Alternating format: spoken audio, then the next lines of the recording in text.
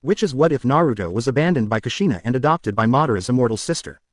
Naruto x Harem, Part 1. And if you enjoy this fanfic then please press the like button and subscribe to my channel for more fanfic like this. And now let's start the fanfic.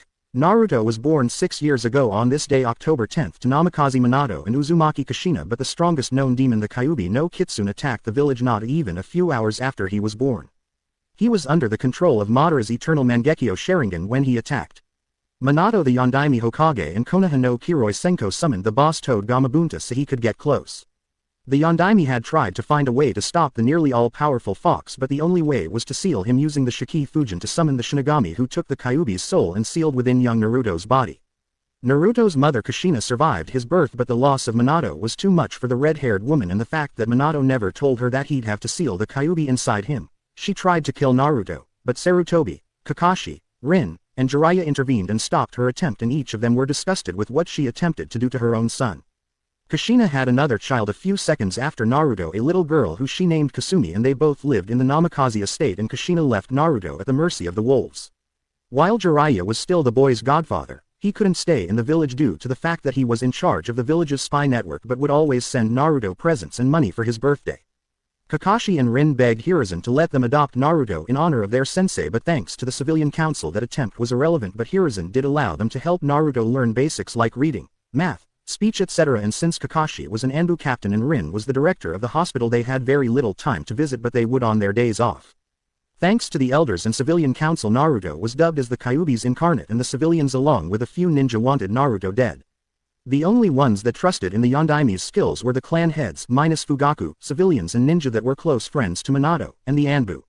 Right now a 6-year-old Naruto Uzumaki Namikaze was being chased by a mob of civilians and a few ninja who were screaming, "Kill the demon!" and "Avenge the Yondaime and our loved ones." One of the Chunin threw a shuriken at Naruto and it embedded into the back of his leg. Said blonde cried out in pain but screamed even louder when a few more hit him in the back, thigh and shoulder. He collapsed into the ground and the mob started to cheer and slowly advanced towards the whimpering and crying boy who was trying to crawl away, but every time he moved the pain became worse. The Chunin that threw the shuriken had looks of glee on their face and were about to throw more until the sound of chirping echoed through the dark streets and the cry of Chidori was heard. That was when the sound of electricity piercing flesh was heard, and the Chunin that was in the middle had a lightning-induced hand shoved through his chest and out his back, and blood seeped down the Leaf Nin's chest. The other Chunin leapt back and watched in horror as one of their own was killed by an Anbu wearing a dog mask and had gravity-defying silver-gray hair. The sickening sound of a hand ripping out of flesh was heard, and the Chunin fell over and laid there motionlessly with his right arm coated and dripping with blood.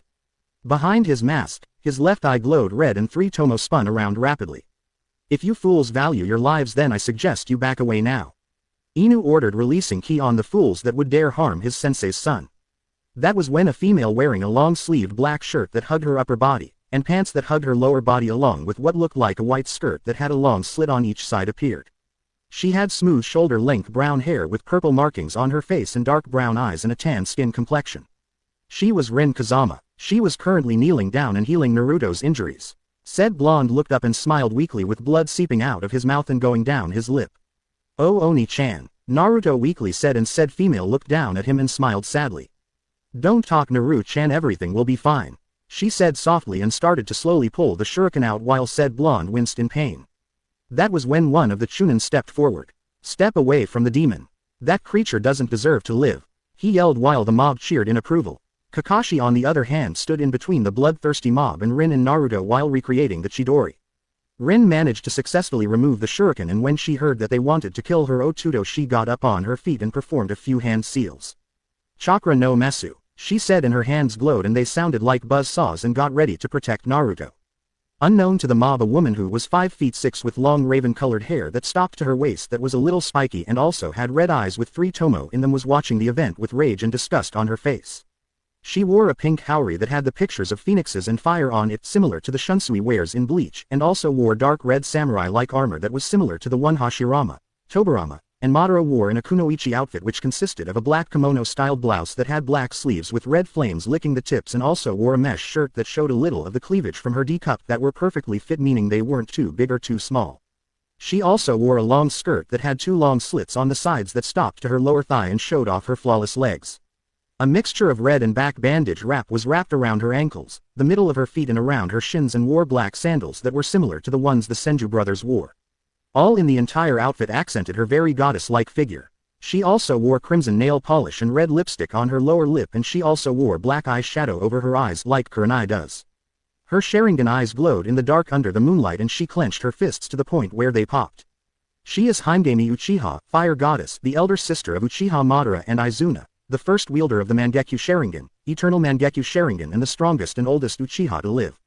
Currently she would be pushing 100, but due to the fact that she gained the eternal Mangekyo Sharingan from Inari the fox god, she gained eternal life and youth. Not only that, but she was the only Uchiha whose eyes were actually blessed by the three goddesses Tsukuyomi, Amaterasu, and Susanoo, due to the fact that she never lusted for power, nor did she gain the fourth stage of the Sharingan by taking the life of a loved one. She did the exact opposite by having the desire to protect those precious to her and give her life for her loved ones. Madara Otudo, you fool, look at what you've done. You have condemned an innocent child to a life of suffering for your own foolish ambitions, and worse, you took his family away from him. I should have finished you off after Hashirama-kun defeated you. Himegami though, and then she closed her eyes and opened them, revealing her eternal Mangekyo Sharingan. Her version was in the form of a six-bladed windmill shuriken, and the inside had an atomic flower shape in them, and in the middle was a black pupil. Don't worry, Naruto-kun, I'll take you in as my own and make up for what my foolish little brother did to you and your family. Himegami spoke and vanished in a flash of red lightning. There's no way we're gonna let you fools harm this boy. If you want him so badly, then you'll have to get past us. Kakashi said while Rin nods in agreement. The Chunin growled and pulled out a kunai, as did the others, while the mob pulled out their own weapons. Fine then, we'll kill you demon lovers and the Kyuubi brat. Let's get them. The Chunin yelled and the mob charged. Kakashi and Rin were inwardly cursing due to the fact that they were outnumbered. I have no choice but to use that, Kakashi said, and started to channel a lot of chakra into his eye in order to activate his Mangekyo Sharingan. Amaterasu, said a calm and feminine voice. That was when a wall of black fire rose from the ground and appeared in between Kakashi, Rin, and Naruto. The Chunin that was charging full speed towards the three saw the flames and couldn't stop himself in time to avoid the black flames and fell right into it. The man fell down onto the ground screaming in agony and thrashing around as the flames devoured him and then reduced him to ashes afterwards. Both Rin's and Kakashi's as well as the mob's eyes widen when they see this. Kakashi-kun, did you? Rin asks, and the man shook his head while the Chidori dissipated. No, Rin-chan, I didn't do this. Kakashi answered and wondered just who created the wall of black fire. That was when the black fire formed into the head of a dragon and roared, frightening the mob. It suddenly shot forward and engulfed half of the mob, who didn't even get the chance to cry out in pain and agony before being reduced to ashes. Kakashi, Rin, and Naruto were shocked and amazed at how the flames morphed into a dragon and reduced half of the mob into ashes. The flames suddenly dissipated. Himegami appeared with her dark blue chakra flaring around like wildfire. Kakashi and Rin were shivering at the amount of power she was emitting. Sweet Kami, I've never felt this much power emit from someone. It feels like it's on par with a Biju's. The copy nin thought, but his eyes widen when he sees her eyes. Shish, she's an Uchiha, he said, and Rin's eyes widened in surprise. That was when Himegami spoke up. You people are a disgrace to the village and the people who gave their lives so that this place can prosper. Now you will experience the pain this boy's had to endure for the next 48 hours. Tsukuyomi, she said, and that was when the mobsters each cried out in agony and collapsed on the ground, crying and flailing around until they each had a blank stare on their faces and bodies remained motionless. Himegami then sighs and turns her attention towards Kakashi and Rin, who tense up. The female Uchiha smiles. Don't worry, I can tell you two are no threat to the child, so I won't attack you, she says, and they relax their guard. She then turns her attention towards Naruto, who looked nervous under her gaze. She then walks over to him, kneels down, stretches her hand out and placed it on the boy's cheek, which made him freeze. Kakashi and Rin thought she did something to him. It's all right, little one, I'm not going to hurt you, she said, and gently scooped the boy up in her arms and held him close to her warm body. At first Naruto was afraid that she would hurt him, but when he looked into her eyes he saw nothing but warmth and protection in them. They were the same like Rin's, Kakashi's, the Ichiraku's, and the Sandame's. Naruto accepted the embrace and fell into the warmth. That's right, Naru-chan, you'll finally get the mother you always wanted, she said, but then frowned when she sensed a powerful chakra in their location. Speaking of mothers, Kakashi and Rin also sensed the chakra and turned their attention to a woman who appeared to be in her early 30s, had long red hair and violet-slitted eyes, and wore a red and black outfit on her hourglass-like body and a black flak jacket. She was Kushina Uzumaki Namikaze, the woman who abandoned her firstborn, and from the look in her eyes she was not happy. Where do you think you're doing with my Sochi Uchiha? Kushina spat the name out like it was poison in her mouth. A year back Kushina read the scroll that was given to her by Sarutobi after the Kyuubi attack and read it. It was written by her late husband Minato and it explained everything about the seal and its effects on Naruto. After she had tried to kill Naruto, Kushina had been horrified at what she had tried to do and wanted to make it up to her firstborn in any way she could, but Sarutobi prevented her from doing that and had forbidden her from approaching Naruto until he deemed her sane enough to be trusted to go near him. Hyuga on the other hand kept her cool calm gaze on the red-haired woman. Kushina glared coldly at the Uchiha that held her child. I will ask you again, Uchiha, where are you going with my Sochi?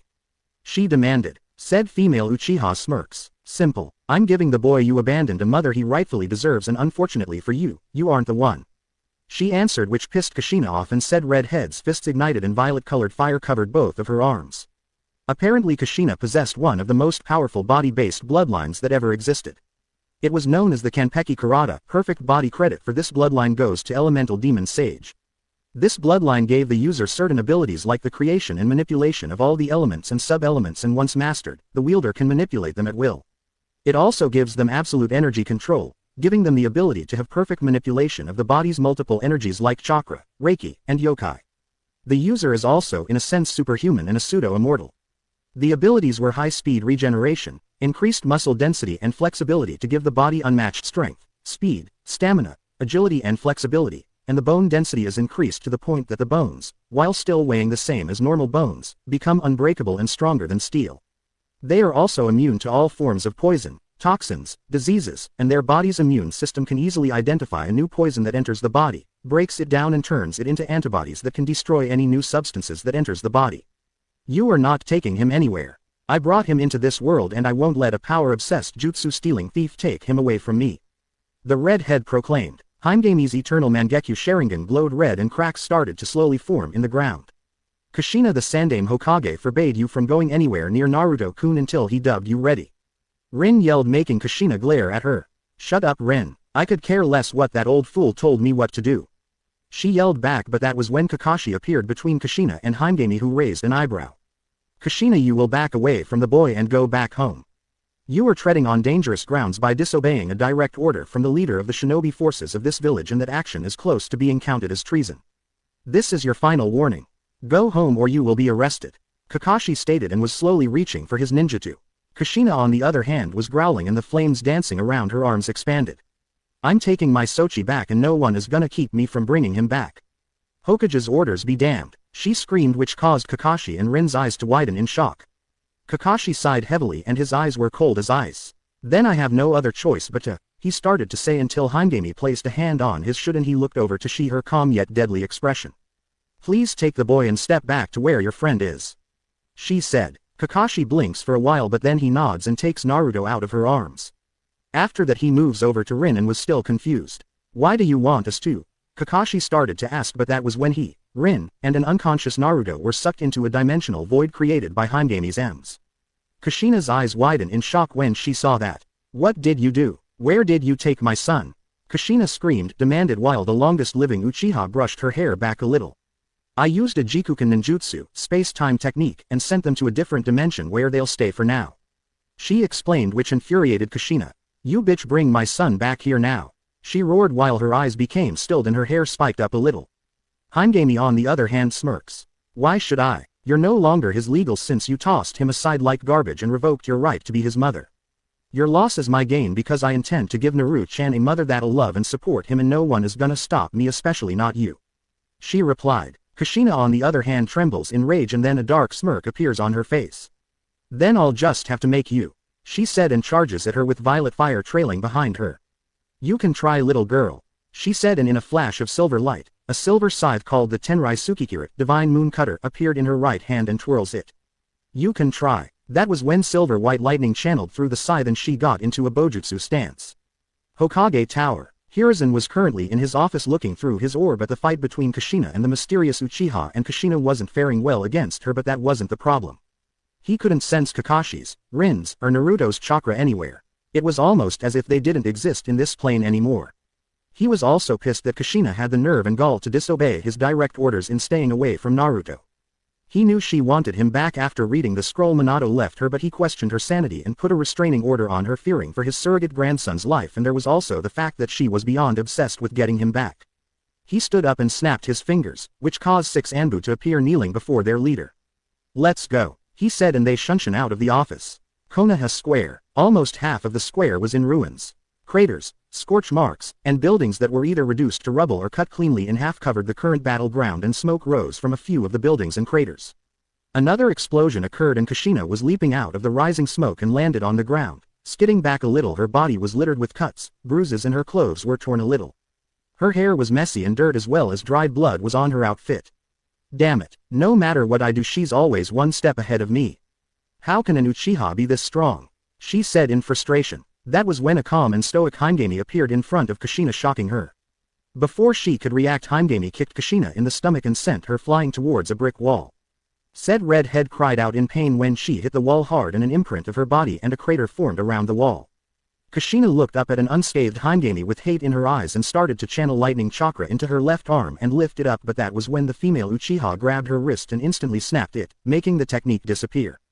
Kushina gritted her teeth in pain but knew her broken wrist would heal, but then her eyes bugged out and she vomited out blood because Himegami punched her in the torso hard, and the sound of her ribs breaking and her internal organs swishing entered her ears. Kushina was coughing violently while Himegami lifted her arm over her head and kept her gaze on Kushina. "You foolish little girl, did you honestly think that you could best me?" she said in monotone. Kushina looked up at Himegami with hatred and rage in her eyes, and metal formed around her right hand and she formed it into a fist. A frustrated yell escaped from her mouth and she delivered a bone-shattering punch onto Himegami's jaw and made her head tilt back. Kushina smirks when she does this, but then her eyes widen in disbelief when she saw Himegami just stare at her with her head tilted back. How? That punch should have crushed your skull." Kushina stammers out while the female Uchiha leaned closer to her face. "You don't get, do you?" she says, and then punches her in the gut so hard that the crater Kushina formed grew bigger and the ground trembled. She does this 3 more times until the brick wall crumbles and Kushina stumbles on her knees and blood seeps out of her mouth. Himegami still had her grip on Kushina's arm and pulls her scythe off her back. She puts it in a reversed position and swings it upwards. Shling. A blood-curdling scream escapes from Kushina's mouth and blood sprays out of her stump of an arm and shoots out like a geyser. Kushina leaps away from Megami and clutches her stump of an arm while blood spilled from it and onto the ground. Hime wipes the blood off her scythe, tosses the arm aside, and turns around with her M's glowing. "The next thing that'll go will be your head," she said coldly while the silver edge glistened in the moonlight. She started to make her way towards Kushina but stopped when she heard the red head laughing darkly. Her eyes widened a little when she saw a purple aura surround Kushina's body and the bleeding stopped. Her hair waved around wildly and she slowly stood up and placed her arm to the side. Kushina looked up and her slitted violet eyes were glowing and canines formed jutted out of her upper lip. She smiles and holds her stump out and it starts to shift and ripple. She let out a painful grunt as a new arm shot out of the stump she used to have. Himegami's eyes widened in surprise when she saw this. Kushina inspects her new arm and closes it into a fist while her old arm melted into the ground. "You can go ahead and cut my head off. I'll just grow it back like I did my arm. My Kekkei Genkei Kanpeki Karata practically makes me immortal. You can lop off my head, arms, legs, stab me in all of my vital organs, and even throw me into a pool of the strongest acid that exists. It still won't be enough to kill me. I have to say this though," she said as she cracked her neck. "You're the first person aside from my Koyan parents to actually remove a limb and do this much damage to me." Himegami's surprised state recedes and she smirks. "I see, but even if you can't be killed under normal circumstances there are other ways to an immortal like yourself. I should know since I had a few encounters with your clansmen and killed them," she said, making Kushina's eyes widen. "Even with your ancient bloodline you're still no match for me. Before you or your parent were a gleam in your ancestors' eyes I have fought and lived through countless battles, slayed thousands of ninjas, and I was the only one to ever defeat the Shidaime Hokage in combat," she said. Kushina's eyes widened in disbelief when she heard, Impossible. There's no way you can be alive. You'd have to be over 100. Kushina cried while Himegami smirks. "You are correct. I am over 100 and I am the strongest Uchiha to live in this world. Not even my little brothers Madara and Izuna could match me in skill even if they went all out. The same went with Hashirama and his brother Tobirama. I am Himegami Uchiha, the first Uchiha in history to gain every stage of the Sharingan." Himegami states, but then she sensed something and smiled. "So the little monkey is still alive," she said with a small smile on her face. Kushina was confused at the statement and turned head into the direction Himegami's eyes were aimed at. Said Uzumaki's eyes widened when she saw Hiruzen Sarutobi, who give her a stone-cold glare. Alongside of him were 6 Anbu, but then they vanished and landed onto the ground where Kushina and Himegami were, and the man wasn't happy. Kushina Uzumaki Namikaze, you've got a lot of nerve to go against me and my orders concerning you and your son. He said in a cold tone, and also directed his ki on the former wife of Minato Namikaze. Hiruzen may be old and one of the few cages to live past his prime, but he is still the strongest ninja in the village aside from his students Jiraiya and Tsunade. But Sarutobi, she wouldn't give me back my, she stammered out, but then her knees buckled when he released more ki on her. Silence, he roared, which made her shut up. I gave you a direct order not to go near Naruto until I deemed you sane enough to approach him, especially when you made an attempt to kill him when you found out Minato sealed the Kyuubi in him. You are no different from half of the fools in the village who can't tell the difference between the jailed and the jailer.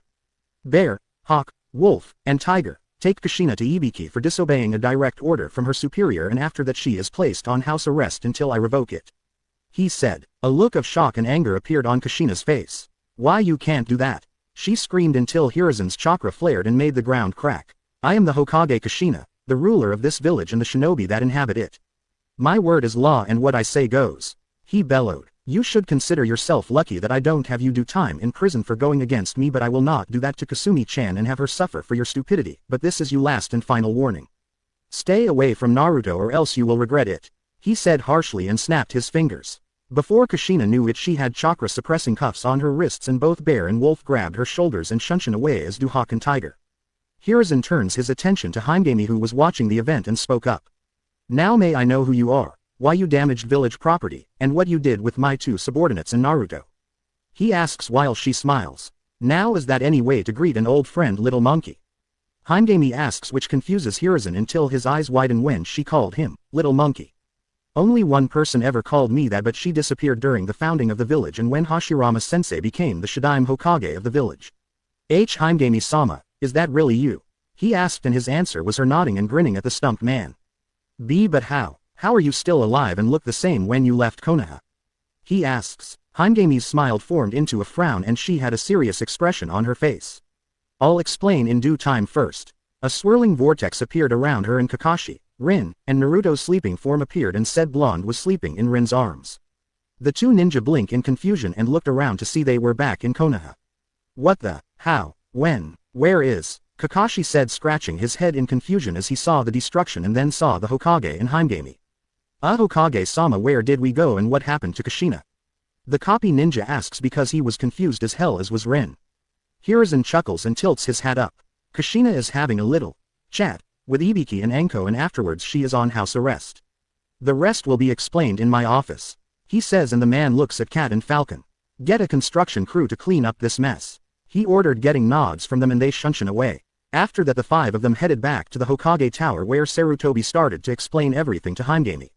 Said female Uchiha, on the other hand, was not happy, and Hiruzen could tell from the disappointment and angry look on her face. I can't tell you how disappointed I am in you, Hiruzen Sarutobi. Your senseis would be displeased as well, she said while he sadly nodded. Kakashi and Rin were stumped though, seeing her berate their leader like a child. I know, Megami-sama, apparently my best wasn't good enough when it came to helping Naruto. I told Minato to let me perform the sealing so that he can look after his wife and children, but he was being too idealistic about protecting the village. I told him that while a person was smart, people were stupid, but sadly it was all in vain, and what made the matter worse was that those fools on the civilian and elder council spread a false rumor about Naruto being the Kyuubi's reincarnate. I was too late to explain the sealing to them, and those who told the people of the village about Naruto's condition remain unanimous.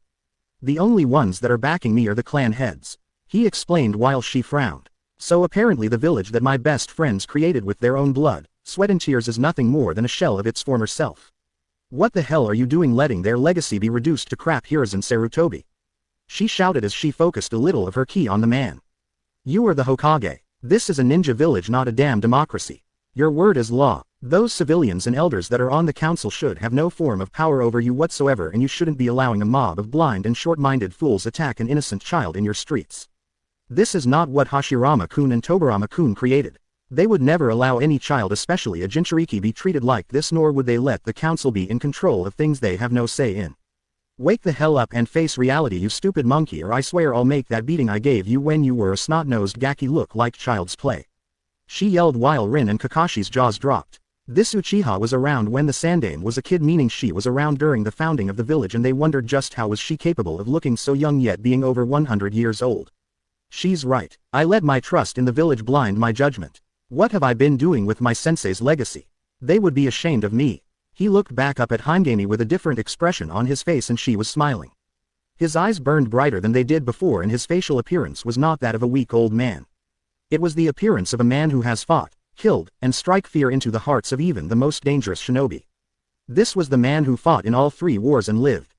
Glad to finally have you back, Hiruzen.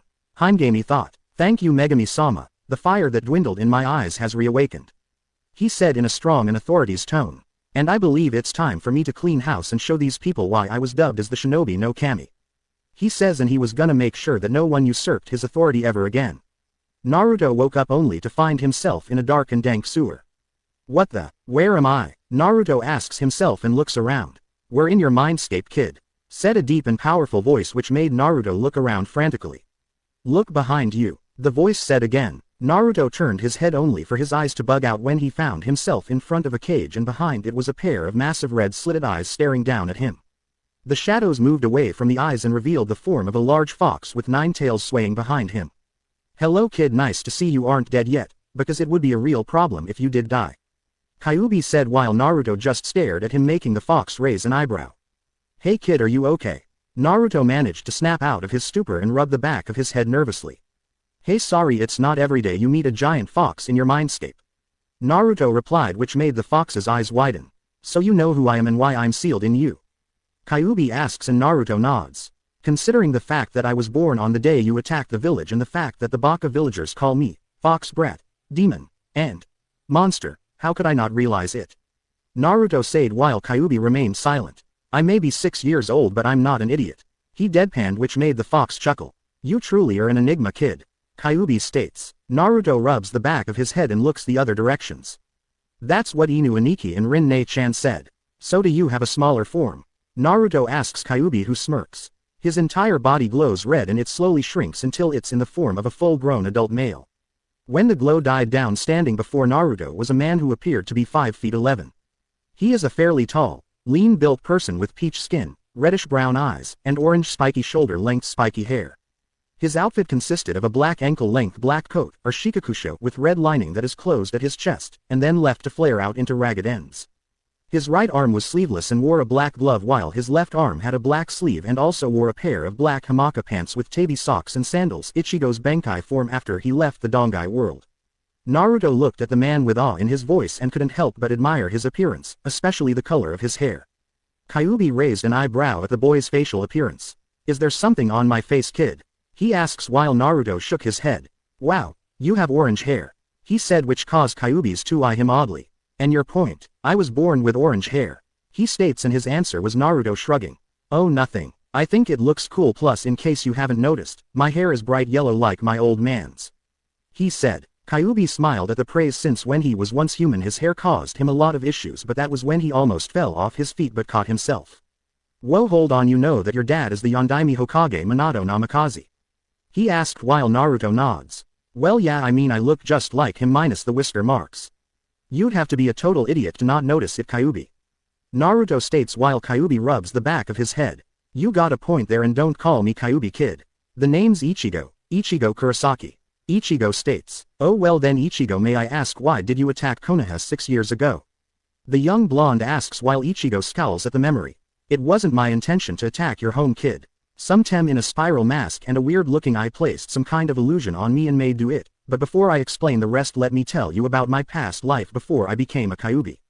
He says. Council chamber. Every member of the council was now sitting in the chamber and were wondering why the Sandaime had called him. On the shinobi side were the clan heads Fugaku Uchiha, Hiyashi Hyuga, Shikaku Nara, Inoichi Yamanaka, Shuza Akamichi, Shibi Aburame, and Sum Inazuka, and sitting beside her was Kuromaru. The 3 elders were Danzo Shimura, Kaharu Udatane, and Homura Mitokado, while the rest consisted of civilians, and a part of them was a pink-haired woman named Akemi Haruno. Unlike the rest of the civilians, she honored her former friend's dying wish and saw Naruto as a hero and knew he was Minato's son. When she found out about what Kushina tried to do to her son, she was appalled. The three elders and other civilian members were responsible for the way Naruto's current life was and dubbed him as the Kyuubi's reincarnate and either wanted him to become a weapon or removed from this plane of existence since he was a threat to Konoha. The clan heads on the other hand were on Naruto's side since he was the one keeping them from facing absolute destruction, and the fact that they knew how skilled Minato was in Fuinjutsu since he did create one that helped them end the last war, and they each knew that Naruto was Minato's and Kushina's son, but they were disgusted that Kushina abandoned him thinking he was the demon fox. While they all pondered on this, the door opened and Hiruzen entered the room with an expression that radiated power and authority. Following behind him were several Anbu that were in full battle gear and looked as if they were preparing to go on a dangerous high-ranking mission and were now walking around the confused counselors until they surrounded the confused members and stood around them not making a sound. Hiruzen approached his seat and the Anbu wearing the tiger mask salutes his leader, who smiles and nods, allowing his subordinate to stand at ease. After he sat down, Danzo decided to speak up. "Sarutobi, what is going on? Why are there fully equipped Anbu in the chamber?" he asked, demanded, but Hiruzen turns and sends an icy gaze towards the old war hawk, which makes the man's visible eyes widen a little and cringe a little. "Let's get one thing straight here, Danzo. You will refer to me as Hokage-sama, and second of all, you don't question my authority. I am the leader of this village and you will show me some respect," he said in a strong tone and aims his attention at the others. "The same goes for the rest of you. You may be members of this council, but I can easily remove you from your position of power and replace you with someone more level-headed." The elders, civilians were surprised at his response to Danzo, and the clan heads and Akemi were amazed to see this change in Sarutobi and were wondering what made this change. Suma on the other hand was looking around and saw Kushina wasn't in the meeting. "Hokage-sama." Hiruzen turns his gaze over to the Inuzuka matriarch. "Yes, Sum, what is it? If I may ask, why isn't Kushina in the chambers?" she asks, while the man smiled a smile that made her cringe inwardly. "Kushina is currently under Ibiki's care for disobeying a direct order from her superior, namely me, and is also on house arrest, so she won't be attending this meeting. Now then, I called this meeting to discuss a few things concerning a certain member who has been blamed for something he had no say in, as well as certain members of this council usurping my authority, and you will not speak out of turn or my Anbu here will escort you out of this chamber. Do you understand me?" he said, getting a nod from the clan heads and one civilian, but then set his gaze on the elders and the rest of the civilians.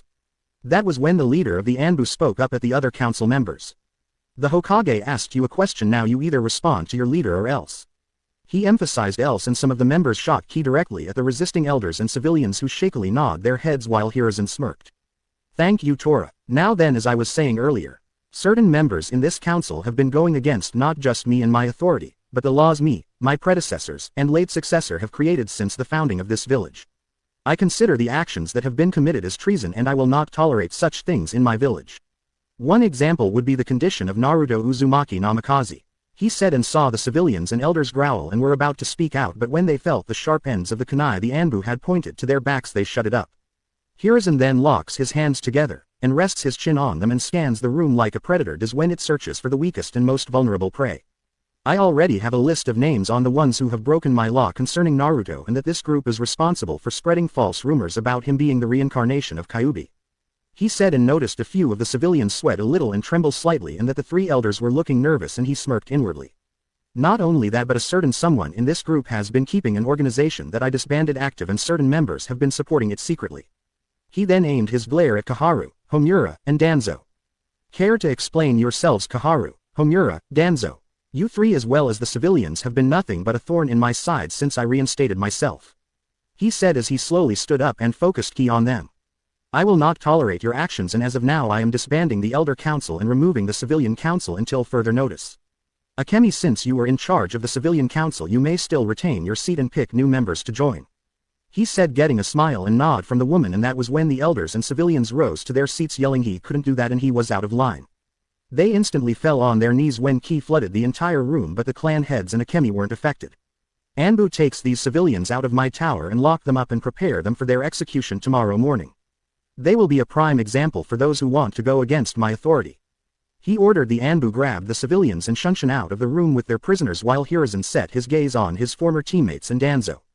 "As for you three, for keeping a disbanded group active and performing illegal acts that are considered treason, I sentence you both to death immediately," he said, which made their eyes widen. "Think again, you old fool." "Root," Danzo cried out, waiting for his soldiers to appear and deal with his rival, but they didn't. The smile on Sarutobi's face made the man pale. "Oh, I don't think your soldiers will be helping you this time, Danzo, right, Hingami?" Sarutobi said, which confused the clan heads and elders until a pair of red eyes with 3 tomos and a black pupil appeared from the shadow in the wall. Right, Hiruzen, she said in a cold tone and stepped out of the shadows. Their eyes widened when they saw this woman step forward and settle her gaze on the elders. And as you requested, I destroyed Danzo's little group. She answered. Who are you? Homura asks. Himegami said nothing and activated her eternal Mangekyo Sharingan. Amaterasu. A torrent of black flames engulfed Kaharu, Homura and Danzo, and their blood-curdling screams echoed throughout the room until they were no more and were reduced to ashes.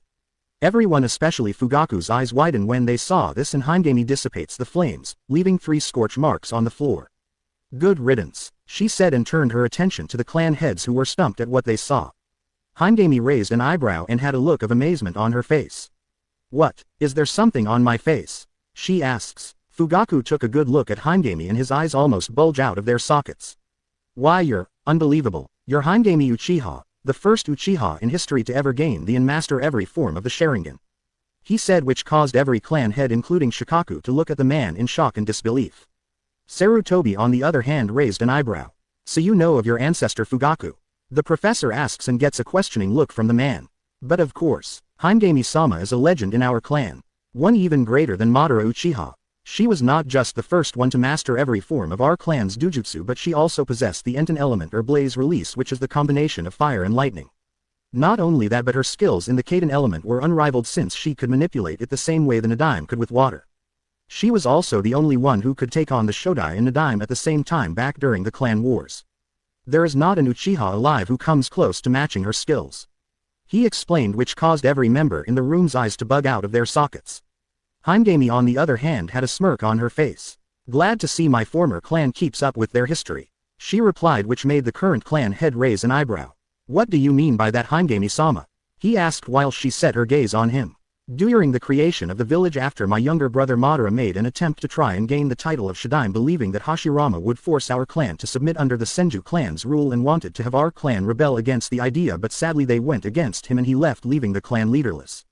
I offered to take his place and help lead them, but they didn't like, the eldest didn't like the idea of being told what to do by a female.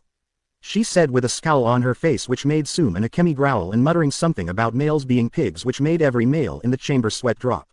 But that's not what pissed me off. They found out that my final level of the Sharingan was hereditary and would be passed down onto any children I had, so they demanded that I be turned into a breeding factory in order to make the clan stronger. She said while her eternal Mangekyo Sharingan glowed red and a dark smile appeared on her face. And for those who liked the idea were killed by me and sent to their family members in pieces. She finished, which made everyone in the room pale. So after that little event I decided to exile myself from the clan and leave the village to see what the world looked like. Shikaku could already tell that this female was dangerous, and she was even scarier than his wife Yoshino, Sum, and Tsunade. Who was he kidding? Those 3 got nothing on her. Hey, whoever said hell hath no fury like a woman scorned must have been an expert or victim in the saying. The shadow user muttered, getting nods from his comrades and a smirk from Sum. Anyhow, I don't plan on rejoining the clan Fugaku-san, so don't bother asking. She states, getting a nod from the man. It's a shame, but I understand, Himegami-sama. Fugaku replied, getting a smile from the female Uchiha. Now then, Hiruzen, I would like to ask a favor from you. She said, getting the attention of the veteran of 3 wars. It's concerning Naruto Uzumaki Namikaze. I would like to adopt him. She states, making the man's eyes bug out, and so did the others. Each of them made attempts to adopt the boy, but the elders and civilians made laws that kept them from doing the act. Sarutobi regained his composure and sighed sadly. As much as I would like to, I can't, due to the fact that former members in the council made a law that prevented anyone inside the village from adopting Naruto. He answered, and that was when Himegami and a sly smirk on her face. True, but did their law include anyone that lived outside the village? She asked. Hiruzen stared at her for a few minutes, but then something ticked inside his head and a huge grin slowly formed on his face. Loopholes, you gotta love 'em. She said, brushing her hair back. Also, when I adopt Naruto, I plan on doing a blood ritual that'll make him my biological son. She states, which made Hiruzen raise an eyebrow in confusion. The ritual requires me to use my blood and merge it with the person of my choosing, and if my blood accepts the person to be a biological member of my family, then he'll not gain my genes, but he'll also gain my bloodline. She explained. Sarutobi took the info in and spoke up. Very well then, but the problem now would be your lodging. He stated, and that was when Fugaku spoke up. Why not give them the Senju compound that's behind the Hokage mountain? Ever since Tsunade-san left the village, the place was nothing more than a historical monument, and it's the only compound available at the moment. The clan head stated. Hiruzen and the others agreed to this, and the leader spoke up once again. That'll definitely work, don't you agree, Himegami? The female Uchiha smiled and nodded. Yes, that's an excellent idea, she says. After Hiruzen dismissed the clan heads, he led Himegami back to her office where Kakashi and Rin were watching a sleeping Naruto. Said blonde was currently resting his head on Rin's lap while Rin gently stroked his hair with her hand. That was when Naruto stirred a little in his sleep and opened his eyes and saw Rin, Inu, Hiruzen, and the same woman who comforted him in the office. "Nei-chan," Naruto said quietly, which got Rin's attention. "Hey Naru-chan, did you enjoy your nap?" she asked warmly and got a nod from the blonde, who slowly sat up and turned his attention to Himegami. "You're the one who saved me from those people earlier." "Thank you," he said gratefully, and she smiled warmly at the boy. "You're welcome, Naruto-kun," she replied until she saw the sad look on his face. "So what's gonna happen to me now? I don't want to go back to that orphanage since the people there treat me like crap and hardly ever feed me, and the apartment you gave me, Saruoji, was burned down," he said sadly, which caused Rin's and Kakashi's eyes to widen in shock and anger, while Hiruzen was seething inwardly and made a note to have a chat with the matron of the orphanage. Himegami's eyes flashed red for a few seconds and her right hand started to twitch dangerously, but she calmed herself down. "No need to worry, Naruto-kun, because you're gonna be adopted," he said, which made the blonde boy's eyes widen. "By who? Is it Inu, Aniki, and Nei-chan?" he asks, and the two shook their heads. "Actually, I will be adopting you, Naruto-kun," Himegami said, and the boy turned his attention to her. "My full name is Himegami Uchiha, but I'm an exiled member of the clan, so I have no ties with the current clan," she explained, and Naruto's eyes started to become moist. "So you're gonna be my new Ka-san?" he asked with hope and happiness in his voice. Said Uchiha smiles, kneels down and holds her arms out. That was when Naruto ran into her arms and started to cry happily on her shoulders, while said Uchiha stood up with the boy in her arms and gently rubbed his back. Inu aka Kakashi was smiling behind his mask, and Rin was wiping away some tears from her eyes, happy that her little brother finally had a mother who would love him unconditionally, unlike Kushina. Sarutobi was happy for his surrogate grandson also.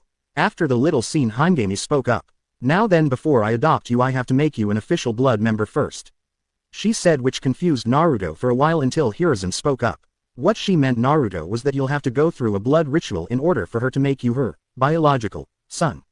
What happens is that if her blood accepts you, you'll gain not just her bloodline, but you'll also gain a few traits during the procedure, he explained, and got an O from the boy.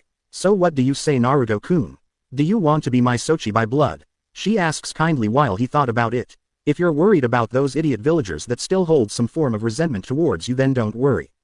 I'll destroy anyone that tries to harm a single hair on your head, and not only that, but I'll train you in the ninja arts and make you strong enough to deal with anyone who stands in your way." "Okay, I'll do it, Ka-san," Naruto said with a smile, but then frowned. "But what about her bloodline?"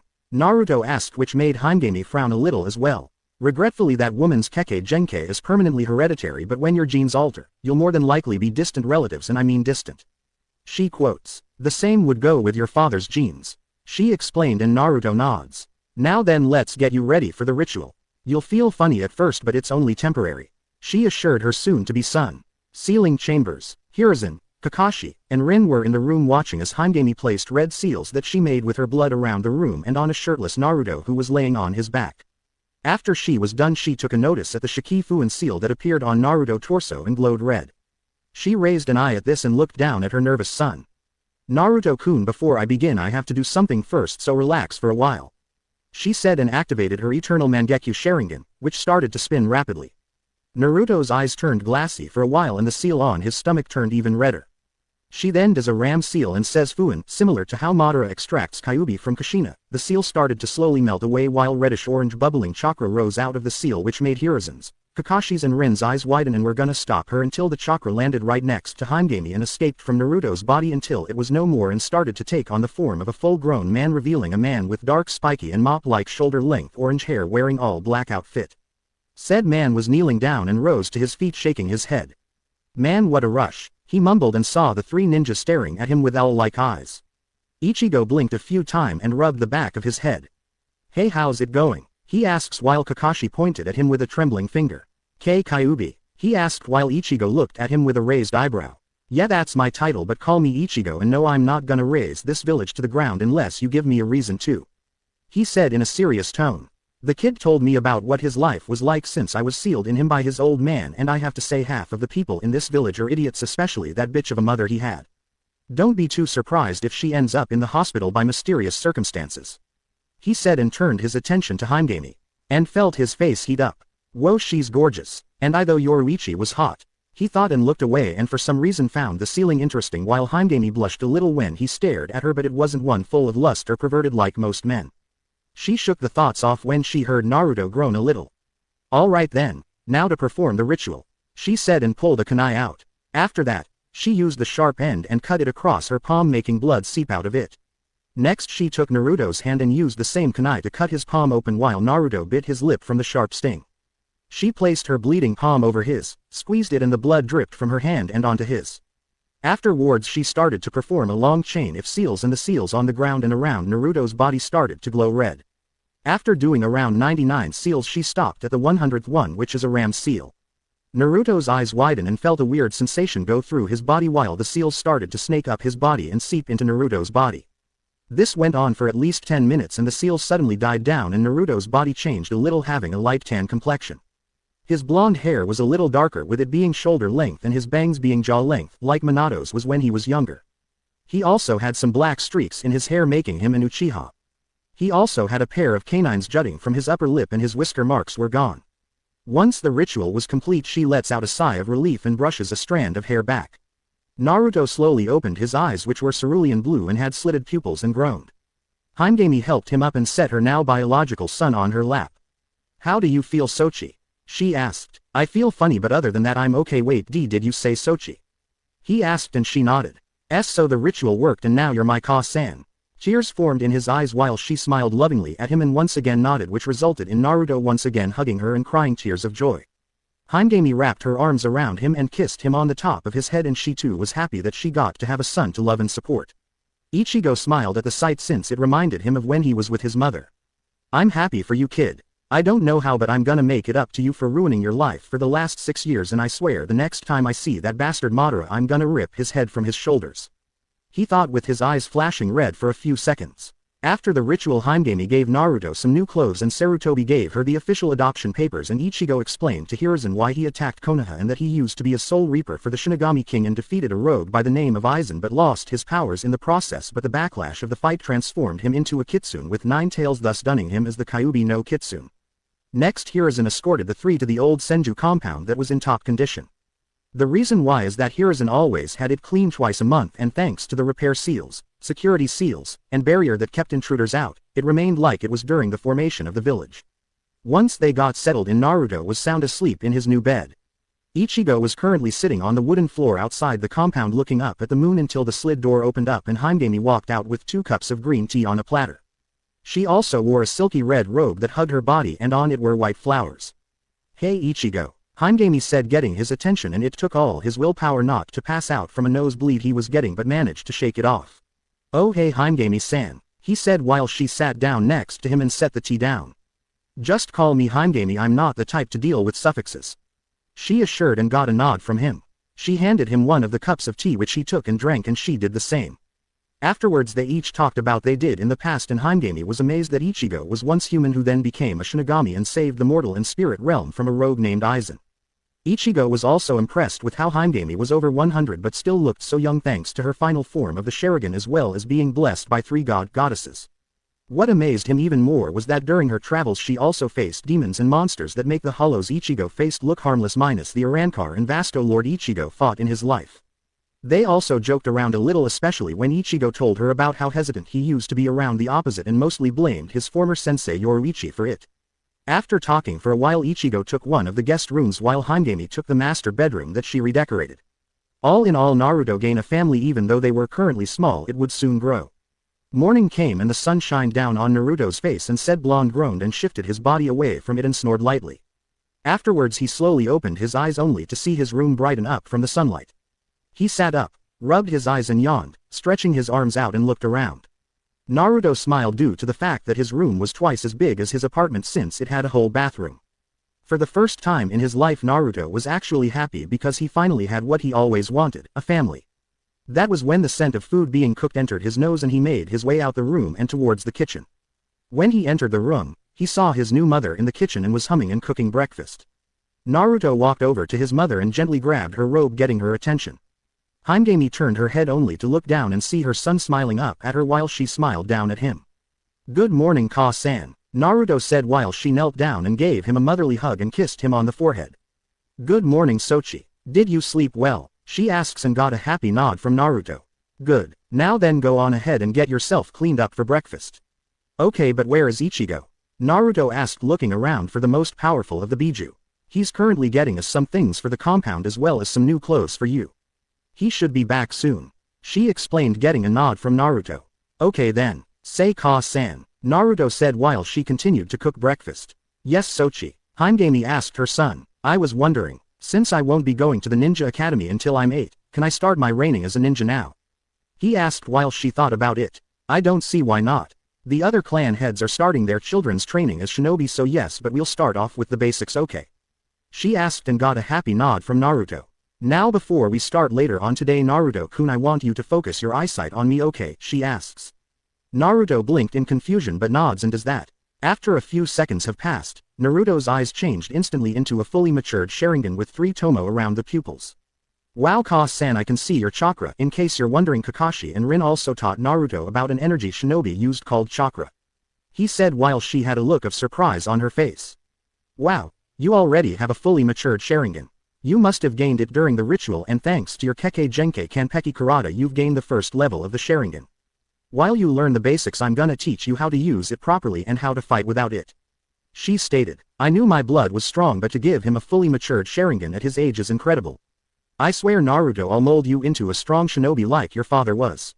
You'll not only surpass the other 4 Hokages, but you'll even surpass me and my brothers one day," she thought while Naruto deactivated his eyes and headed back to his room to get clean and dressed. 2 years later. 2 years have passed since Naruto was adopted by Hyuga and made her biological son, and when Ichigo joined the family. Said former Shinigami was a great person to get along with and became a surrogate father to Naruto. For the last 2 years, Hyuga taught Naruto the steps in using the Sharingan properly and not rely on it, and even trained him in the basics like how to properly throw projectile weapons like kunai, shuriken, and senbon, and also trained him in knowing the anatomy of the human body and how to set traps and use his surroundings to his advantage. Before she started to teach him jutsu, she had him do a couple of chakra control exercises in order for him to know how to use the proper amount of chakra in a technique.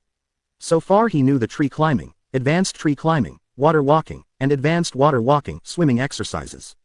Afterwards she taught him how to perform the 12 hand seals and which ones are better suited for certain elemental jutsu. Thanks to his Kanpeki Karada, perfect body, bloodline, he had an affinity for all the main elements and sub-elements including rare ones. She also started to teach him the basics to ninjutsu, genjutsu, and taijutsu, and also started to train him in using different weapon varieties so that way he'd have an advantage over his enemies, and also started to train him in using one-handed seals. Ichigo also started to train him in the basics of kenjutsu as well as the martial arts he learned in his past life. Right now 8-year-old Naruto was watching Hyuga performing a fire jutsu known as the Gokyaku no Jutsu near a large lake that was located behind the compound. Naruto currently had shoulder-length hair with black streaks on the bangs, and he also had a long spiky ponytail that stopped to his upper back. He was wearing a red short-sleeve shirt with black flames on the hem of the shirt as well as the sleeves, and also had the leaf symbol and the kanji fire on the back of it. He also wore black cargo shorts that stopped below his knees and black sandals and appeared to be very fit for a kid his age. He watched his mother end the jutsu and motion for him to come forward, which he did. She made sure that he was capable of using hand seals as well as one-handed seals at the level of a chunin before teaching him any elemental jutsu. Once he accomplished that thanks to his photographic memory, she started teaching him fire jutsu. "Now it's your turn to give it a shot, Sochi, and remember to keep the power, speed, control and amount of chakra in balance," she instructed and got a nod from him. "Hi Ka-san," Naruto said and turned his attention towards the lake. He started to perform a series of hand seals, stops at the tiger seal, and inhales air into his lungs.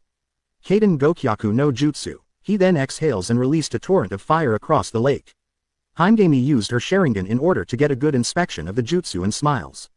Naruto ends the jutsu, lets out a sigh, and turns around to see his mother smiling. "Excellent job, Naruto-kun, you managed to keep the jutsu balanced," she said while he smiled at the praise she gave him and then spoke. "Say Ka-san, since you said your eternal Mangekyo Sharingan is hereditary, would it be possible for me to gain it?" Naruto asked Hyuga. It is a possibility Naruto-kun, but you'll probably gain your version once your Sharingan has reached its limit and it'll evolve to the final stage, thus you won't have to worry about any of the side effects except for chakra depletion. She said while Naruto nods. So are you excited to be entering the academy tomorrow? Naruto smirks and nods. Hi, I'm ready since you and Ichigo helped me get a head start. Hopefully I can make some more friends there, and I'm pretty sure Hinata-chan will be in the academy too, but I think she's a little nervous. He stated while Himegami giggles and ruffles his hair. And I know you'll protect her from the bullies, right? She asked while he scoffs. Of course I will. That's what a friend does, right? So when are you gonna settle down with Ichigo and give me a sibling? He asked humorously, making Himegami blush a little. What are you talking about? She asked, which only made Naruto's smirk grow.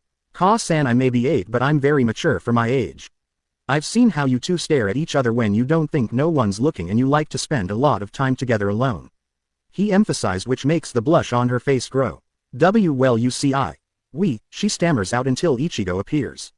Hey you two, he starts to say until he saw Himegami blushing and looking away while Naruto smirks at Ichigo, who pales inwardly. Oh crap, he knows. So when's the wedding, Ichigo, or should I say two-san?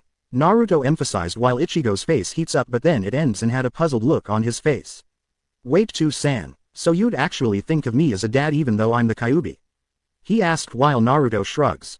Yeah, I would. I mean, you did teach me some things which most dads do for their kids, plus I think you'd be a great husband for mom. He answered while Ichigo chuckles nervously and rubs the back of his head. Well, that's completely up to Himegami-chan, Naruto. Anyways, we should go on ahead and head to the ninja academy since the coronation is in a couple of hours. He stated. That was when Himegami spoke up. Also, Naruto-kun, don't be afraid to show your skills and show them what a true ninja is capable of doing. She stated, due to the fact that most kids his age only wanted to be ninja to either be heroes or gain a reputation, but Naruto understood the true reason, being a shinobi, and the blonde nods. Hi Ka-san, Naruto said while she smiled. After that the three headed to the academy for the coronation. Ninja Academy coronation. During the coronation where Hiruzen the Sandaime Hokage made his speech, Naruto looked around the crowd and saw some of the clan heads as well as their children, along with some non-clan ninja parents and their children, and some civilians and their children. Naruto already knew a few of them, but when he saw Kushina a frown formed on his face, but he chose to ignore her appearance and saw Kasumi, who looked like a miniature version of Kushina but wore red sweatpants with a jacket and a blue shirt. He also saw Hinata and her younger sister Hanabi along with Hiashi and Hikari, Hiashi's wife. Himegami managed to help Hikari with her condition when she was giving birth to Hanabi and found a way to cure her illness completely so that she didn't die from giving birth, and Hiashi was eternally grateful. Ever since that day Naruto became best friends with Hinata and always looked out for her, especially when they're around Neji, who was always being a jerk towards her for no reason. Said branch was always belittling Hinata for her kindness and said someone as weak as her would never amount to anything, but when that occurred Naruto reacted to his verbal abuse against his surrogate little sister by giving him a wicked right hook in the jaw and a black eye. Naruto smiled when he saw Hinata look a little nervous but still showed some form of confidence since she wanted to make her parents and little sister proud. He saw Akemi Haruno and a girl who looked like a miniature version of her with dark pink hair tied in a ponytail and jade green eyes. She was Sakura Haruno. A year ago when Naruto was in the park playing with Hinata, he saw a group of kids picking on her because they were making fun of the color of her hair, but he chased them off and asked Sakura if she wanted to play with him and Hinata for a while, and she agreed to it and later on became friends. After the coronation ended, the parents that knew each other started to talk to each other before their kids entered the academy. With Naruto walked into the academy hallway and saw the other kids but was looking for Hinata, but when he saw an 8-year-old girl with blue hair tied into a ponytail he smirked and snuck behind her. Hinata on the other hand was looking around for Naruto, wondering where he was, unaware that he was behind her. Naruto then poked her in both sides, making her squeak and turn around only to see a smiling Naruto and then glomp the boy. Naruto-kun, I'm so happy you're here, she said happily while Naruto chuckles and returns the hug. It's great to see you too, Hinata-chan. So are you ready? He asks while she nods with a smile on her face. Hi, but I'm a little nervous, she answered while he smiles. Don't worry, you'll define. Unlike half of the girls in this place, you and a few others have what it takes to be real kunoichi. Plus you're the heiress of the Hyuga clan and you can do anything you said are mine too, he said, which makes her eyes light up. That was when he felt a hand touch his shoulder and turned his head only to see Sakura smiling shyly at him. Hey Naruto-kun, she said. Hey Sakura-chan, what's got you all nervous? He asked. I'm just worried I won't do great, she answered. Yes you will, because I'll be there to help you. Plus you're really smart since your mom is a major in academics and business and knows every single law about the village and knows her way around politics since she is the leader of the civilian council. he assured Sakura, who smiled and blushed a little. Thanks Naruto-kun, I'll do my best, she said. Afterwards they found their classroom, which was room 302, and entered. When they did, they saw some of the other clan heads' children like Shikamaru Nara, Choji Akamichi, Ino Yamanaka, Shino Aburame, Sasuke Uchiha, Sukina Uchina, Kasumi Uzumaki Namikaze, and Kiba Inuzuka. Each of them had different thought. This is so troublesome, Shikamaru thought while snoozing off into La La Land. Munch munch, I wonder if mom packed my favorite barbecue, Choji thought while he ate some chips out of a bag. Oh my gosh, it's Sasuke-kun. He's so handsome, but who's the blonde boy with the streaks in his hair? Whoever he is, he can't be a match for an Uchiha, Ino thought as she set her gaze on the two boys. Shino was quiet. Whoa, that's the Hyuga princess. She's beautiful, but who does that blonde kid think he is sitting next to her? Kiba though, as he ogled Hinata while said girl felt a shiver go up her spine. Naruto saw it and turned his head to see Kiba growling at him, but said blonde's eyes become as cold as ice, making Kiba back off and show him who the real alpha was. Tu-san said that the Naruto kid was interesting because he was adopted by an exile from the clan. He is cute and from the looks of it is very strong. Itachi Ni-san also said there was something special about him. I wonder what it is. Sukina thought. HMPH, the blonde doesn't look that great. I don't see why Tu-san would be interested in a nobody, especially if he's the son of an exile. Sasuke thought. Ka-san said to be careful around Naruto-kun, but I don't see what's so dangerous about him. Whenever I bring up his name, she becomes silent and changes the subject. Kasumi thought. That was when a chunin with a scar going across his nose and he head in a ponytail walked into the classroom and coughed to get their attention, which they did. Hello class, I'm Iruka Yumino, and for the next 6 years I'll be your teacher and teaching you the way of the ninja. In this class you'll be learning the basics in jutsu, chakra, and using throwing weapons, and academics like math, science, reading, geography, and history. He explained, getting groans from most of the class while Naruto sweat drops. Is this guy serious? I've been waiting 2 years to join the academy only to learn the basics again. Great, just great, he thought. 3 months later, Iruka was currently talking about the Shidaime Hokage, who was the founder of the village. Naruto was pulling a Shikamaru and drooling a little. Said chunin saw this and a tick mark appeared on his face. He suddenly pulled out a piece of chalk and launched it at Naruto. Said blonde caught the chalk without even opening his eyes, shocking the chunin and most of the class. Naruto opened his eyes and yawns and looks at the piece of chalk. Sensei, why did you throw a piece of chalk at me? I heard everything you said. Iruka snapped out of his stupor and folded his arms. Really? Well then Naruto, would you like to tell the rest of the class about what I explained about the Shidaime Hokage? He asked. Naruto on the other hand was smirking inwardly. So he's trying to intimidate me, huh? Nice try, he thought and started to speak up. The Shidaime Hokage, also known as Hashirama Senju, was the founder of Konohagakure no Sato after the end of the clan wars and was also the leader of the Senju clan, a clan who was skilled in all forms of the ninja arts and feared throughout the shinobi war, and also the village's first Hokage. He, along with his younger brother Tobarama Senju, who became the Nidaime Hokage after the first died, were the sensei of the Sandaime Hokage Hiruzen Sarutobi, who was known as the god of shinobi and professor. Hashirama also possessed a Kekkei Genkai called Mokuden, which was the combination of the water and earth element, and he used that ability to create the forests as well as the village. He also possessed the ability to control the 9 Biju using his Mokuden, which suppressed their chakra.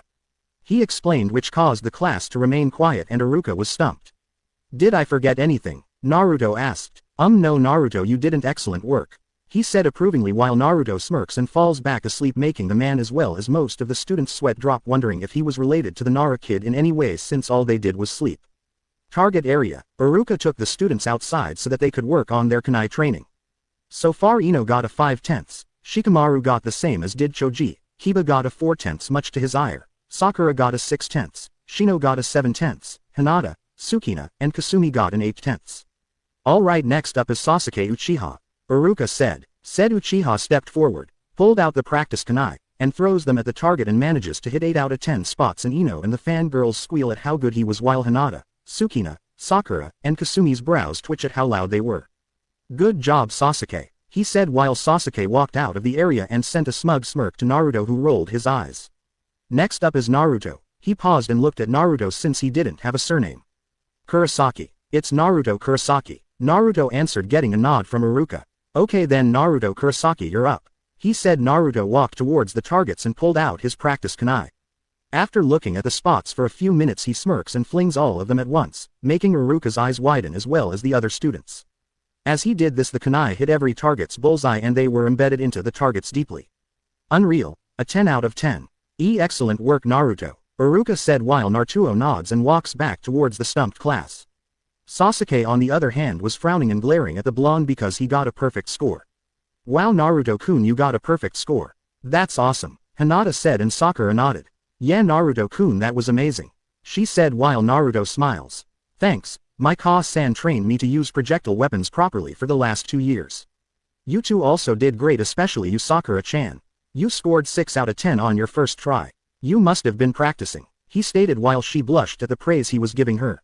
A month later, so for the past 3 months, the students each did the other courses of training like the ninjutsu training, genjutsu training, and taijutsu training, which Naruto managed to score all perfects in, especially when he went against Sasuke during the taijutsu matches.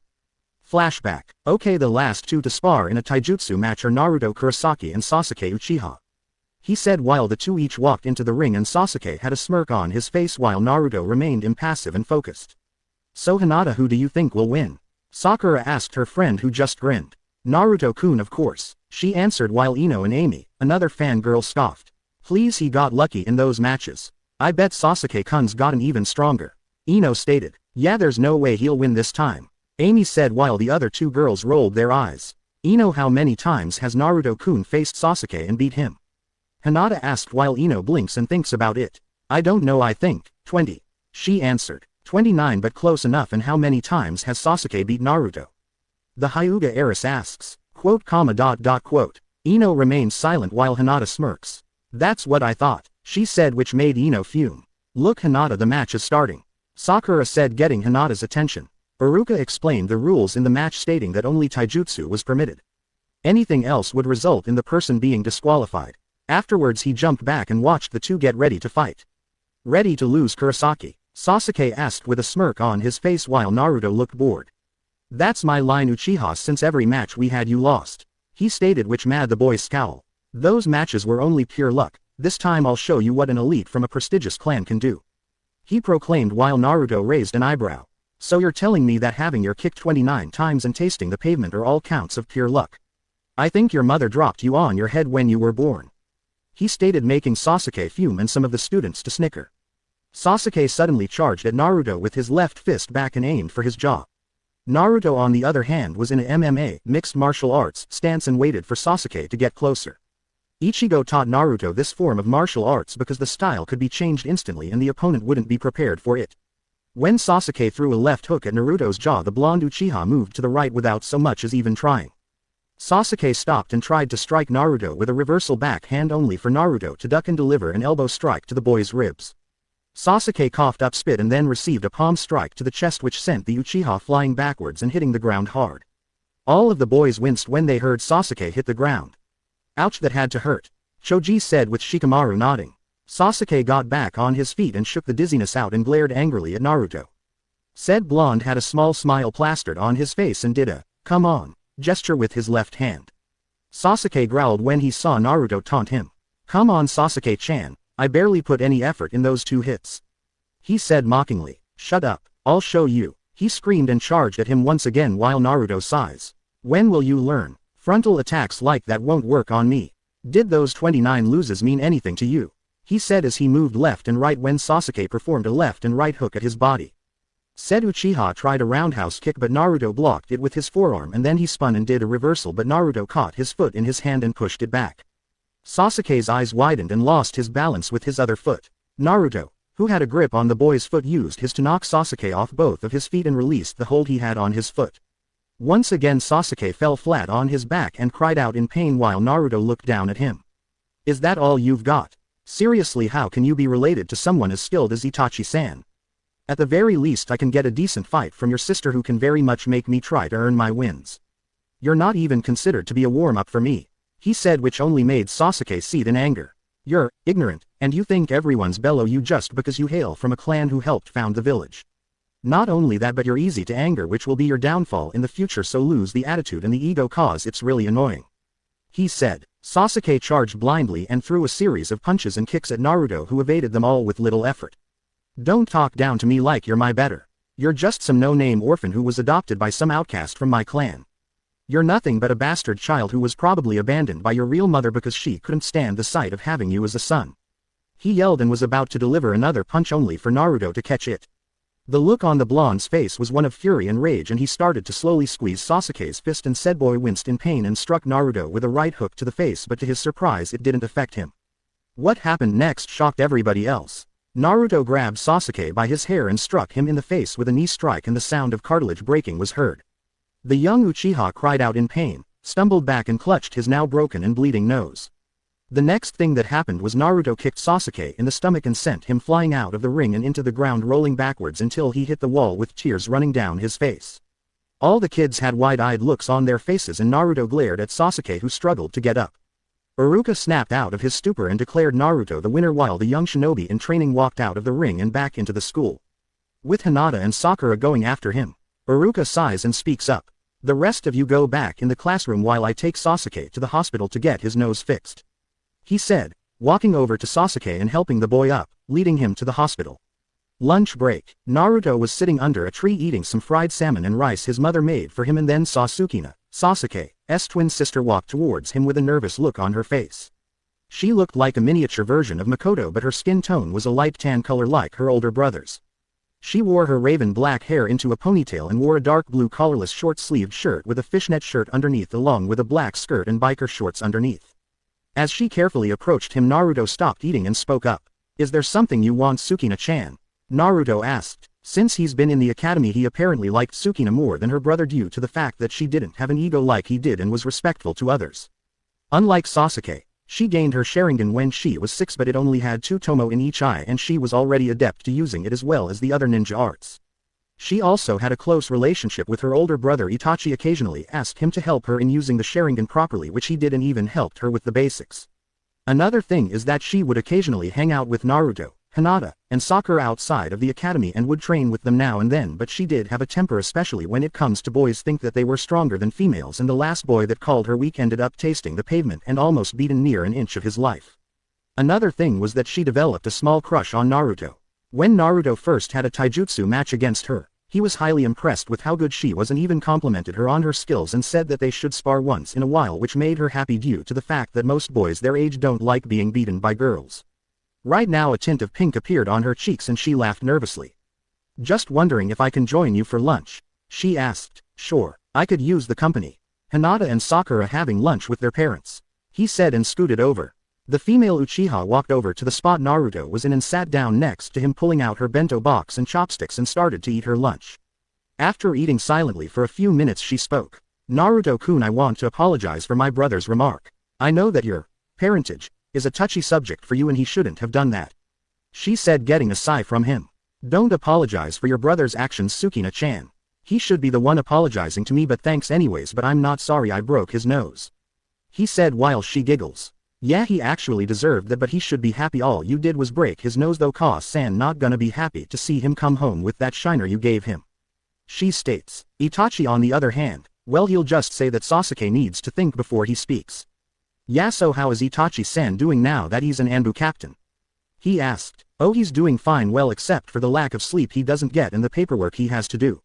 He's scary when he doesn't get his rest and when you mess with his poke, especially the stash he keeps in a box under his bed, she said, and thought it was weird for her older brother to have an addiction to candy of all things. Really, I never thought your brother of all people would be hooked on poke. Then again, my Aniki Inu and the old man are perverts who read smut, he said while her jaw dropped. After that they just hung out and talked with Hinata and Sakura joining them. Classroom. The academy students were now in their seats waiting for Iruka to come back. Sasuke was sitting in the front row with a bandage covering his nose and was glaring at the table. Sukina saw this and shook her head. Serves you right for being a jerk, Otudo, she thought. That was when Iruka walked into the classroom with what looked like cards in his hands. All right everyone, the first semester has ended and in my hands are your report cards. For those who did well, I'm proud to see you take the career as a future ninja seriously, but for those who didn't do well, I expect better from you in the second semester, he said, and walked around the rows handing out each report card. When Sukina got hers, a grin formed on her face, as did Hinata, Sakura, and Kasumi. Sasuke got his and smirked, as did Naruto.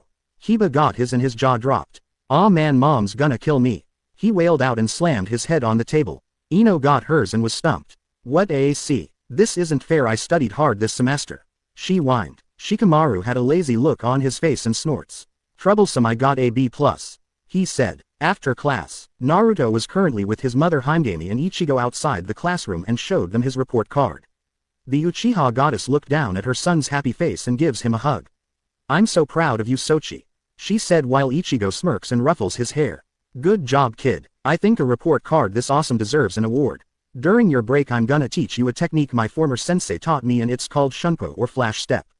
Trust me when I say this movie's an amazing technique and unlike shunshin it doesn't require any hand seals," he said. "Thanks Ichigo. So have you two thought about it?" he asked while they blinked a few times and then blushed. "Actually we haven't. I've decided to marry your mom in a few more months so by then I'll officially be your dad," he said, and Naruto reacted by giving the former Shinigami a hug which made Ichigo chuckle and pat him on the head. "Now let's head home and celebrate," he said as they left the academy grounds. While they were walking towards the Hokage mountain, Ichigo took Hyuga's hand in his, surprising her as she looked at him and saw him smiling. She blushed prettily and smiled as she placed a firm grip in his, and the soon-to-be Kurosaki family headed home and wondered what the future will hold for them. 3 years have passed since Naruto entered the academy and already he was above the other students, but he never let it go to his head but instead trained even harder. His training has improved a lot thanks to Hyuga's and Ichigo's training. When he turned 10, Hyuga decided to start teaching him the basics in Fuinjutsu and had him read about the designs and complexity of different seals before having him work on intermediate seals. The female Uchiha was impressed to see how well adapted he was in understanding seals and how they operated, but then again, he was the son of the man who created a jutsu that allowed him to wipe out an entire army in the blink of an eye. So far the young blonde was intermediate at best but had a long ways to go before he could be on par with his former mother or Minato for that matter. Speaking of which, at first Naruto was angry and confused why the man would condemn him to such a life without knowing the repercussions of his actions, but after having it explained by Hyuga and Ichigo from their point of view he started to understand a little more. Also there were times when Kakashi and Rin would visit the young blonde and talk to him about what kind of person Minato was like when they were his students, and even talked about the powerful shinobi that came from Konoha and other nations like Kakashi's father Tsukumo Hatake for example. Naruto was really interested in knowing about the Shiroi no Kiba, White Fang, who was said to be even stronger than the Sannin. During those 3 years, Kakashi and Rin had a baby girl whom they named Takara. She looked like Rin, with the difference being that she had silver gray hair like her dad but was in the same style as her mother's and had her eyes. The little girl was a ball of energy much to her parents' surprise and was always curious. When they brought her over, Takara was instantly attached to Naruto and called him Naruto ni. Right now the three were at the Kurosaki complex where Rin was playing with Takara while Naruto and Kakashi watched. "Hey Aniki," Naruto spoke up. "Yeah?" Kakashi asked, reading the latest edition of Ika Ika, which made the blonde's sweat drop. "From what I heard, you possessed a fully mature Sharingan in your left eye," the blonde stated, which made the man lower the book and look at his surrogate little brother. "Yes I do." "Why?" the copy ninja asked. "Well, I was just curious why you always covered it up," Naruto asked Kakashi, who I smiled. "That's because I got it from my friend Obito Uchiha as a parting gift. Rin was the one who transplanted it into the eye I lost when we went to go look for her when she was kidnapped by an Iwa nin. I can use it but I have a limit since it takes a lot of chakra from me, plus there's the fact that I'm not an Uchiha by blood like you and your mother are, so I can't use it at its fullest. I heard you gained a fully mature Sharingan during the blood ritual she performed to make you her son in blood," Kakashi said, getting a nod from the blonde, and he activated his Sharingan. Kakashi whistled lowly while Naruto deactivated his eyes. "That's pretty amazing." "Yeah, Ka-san showed me how to use it the correct way and not just to copy others' jutsu." "No offense to you though," he said while the man chuckled. "None taken o tuto. I only copied the techniques of my enemies and from my comrades with their permission of course," he replied. "So that's how you got over 1,000 jutsu in your arsenal. Do you think you can teach me a few of them?" he asked with a grin on his face while Kakashi I smiled and nodded.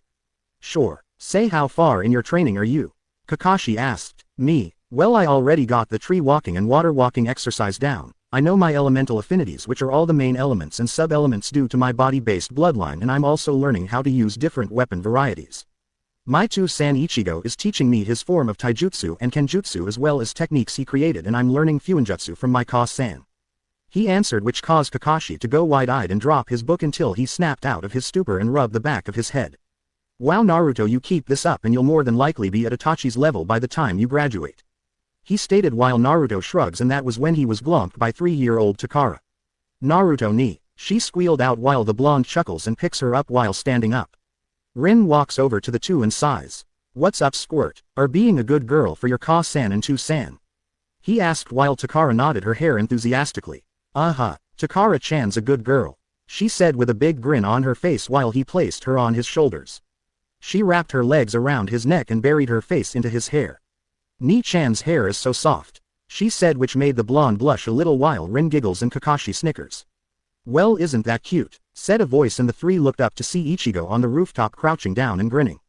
Hey Kakashi-san, Rin-chan. The two married couple waved back at him. To-san, where's Ka-san? He asked his stepfather. Hindami-chan, oh, she went out of the village to get a few things she kept hidden and should be back later on today. He answered and then hopped off the roof and landed next to Naruto and Takara. Said silver-haired girl looked up at the man's hair and grinned. Hi Uncle Strawberry, she said cheekily, which made Ichigo stumble over at being called a strawberry. Kakashi chuckled, Rin giggled, and Naruto laughed and said orange-haired Kurosaki glared at the trio and rubbed the back of his head in embarrassment but then walked over to Takara and ruffles her hair. Real cute kid, he replied with a small smile while Takara giggled. Hey Naruto ni, can we get some ice cream, huh, can we? She asked and gave her parents the puppy eyes and pouted. Yes, you can go Takara-chan, but you have to stick with your and Naruto. Make sure she doesn't get stuck in a tree like she did the last time. Rin instructed due to the fact that when Naruto took her to the park she ended up climbing a tree, but when she looked down, she freaked out and started to cry her eyes out. Naruto managed to get her down from the tree and calm the scared girl down. Okay, let's go Ni-san, Takara said excitedly, bouncing up and down on the blonde's shoulders.